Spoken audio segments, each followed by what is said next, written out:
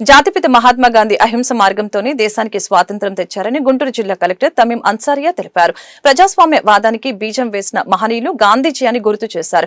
మహాత్మా గాంధీ జయంతిని పురస్కరించుకుని స్థానిక హిమిని సెంటర్లోని ఆయన విగ్రహానికి జిల్లా కలెక్టర్ తమీం అన్సారియా పూలమాలలు వేసి ఘనంగా నివాళులర్పించారు. ఈ సందర్భంగా కలెక్టర్ మీడియాతో మాట్లాడుతూ మహాత్మా గాంధీ ఆశయాలను ప్రతి ఒక్కరూ ఆదర్శంగా తీసుకుని స్వచ్ఛ భారత్కే బాటలు వేయాలని చెప్పారు.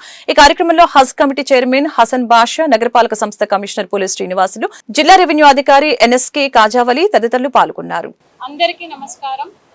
ఈ రోజు మన జాతిపిత మహాత్మా గాంధీ గారి జయంతి సందర్భంగా మన గుంటూరు నగరంలోనే ఉన్న ఆయన విగ్రహానికి గౌరవ గుంటూరు నగర మేయర్, కమిషనర్, ఇతర ప్రజా ప్రతినిధులు, అధికారులతో పాటు ఘనంగా నివాళి అర్పించడం జరిగింది.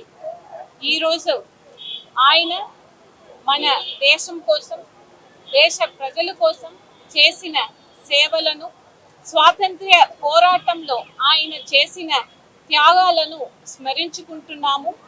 ఆయన చూపించిన అహింస మార్గం, సత్యం, సేవాభావం ఇవి అన్ని కూడా మనం అందరికీ కూడా ఎప్పుడు శాశ్వతంగా ప్రేరణగా ఉంటాయి.